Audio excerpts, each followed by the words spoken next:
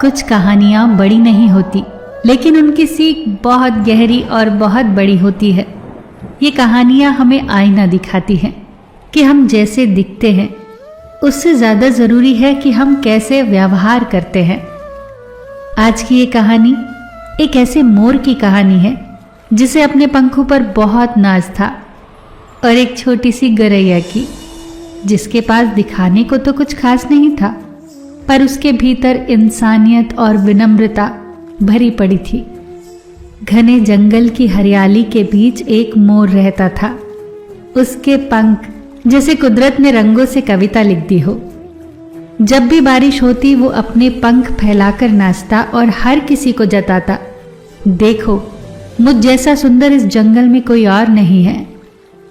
मोर की सुंदरता सच में आंखों को खींच लेती थी, लेकिन उसके मन में एक बात जड़ कर गई थी, और वो था उसका घमंड अपने रूप पर, अपनी खूबसूरती पर, अपने खूबसूरत रंगों वाले पंखों पर। उसी जंगल में एक छोटी सी गौरैया भी रहती थी। न उसके पास रंग थे न भव्य पंख, पर उसमें था अपनापन, मेहनत, सादगी। वो रोज अपने काम में लगी रहती और दूसरों से मीठे स्वर में बात करती। एक दिन मोर फिर से अपनी सुंदरता की डींगे मारने लगा। तभी गौरैया ने धीरे से कहा, मोर भाई, तुम्हारे पंख सच में बहुत सुंदर हैं, पर याद रखो सुंदरता सिर्फ ऊपरी नहीं होती, भीतरी भी होती है, जो किसी के व्यवहार में झलकती है।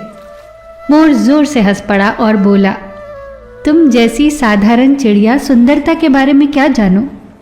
एक तरफ मोर ने यह बात ही कही थी कि कुदरत ने उसी पल उत्तर दे दिया। अचानक तेज बारिश शुरू हो गई। मोर ने खुशी खुशी पंख फैलाए, लेकिन इस बार वही पंख उसके बोझ बन गए। उसके पंख बारिश के पानी में भीग गए। भारी पंखों के कारण वो उड़ न सका और कीचड़ में फंस गया।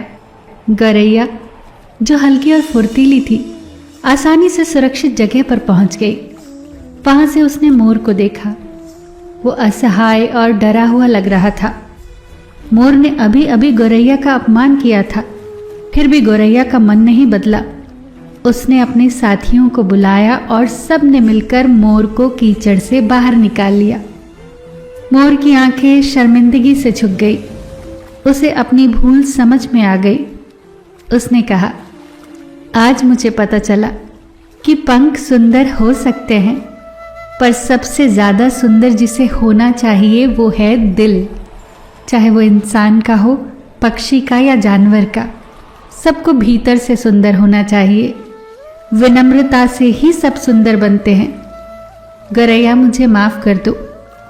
उस दिन मोर ने एक बहुत बड़ा पाठ सीखा कि सुंदरता तो एक खास उम्र तक होती है, पर अच्छा स्वभाव जीवन भर साथ देता है।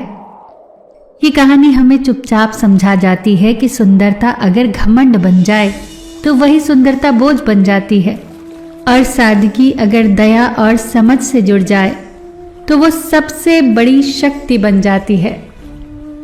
फिर मिलेंगे दोस्तों अगली वीडियो के साथ। तब तक के लिए अपना ख्याल रखना और हमेशा मुस्कुराते रहना।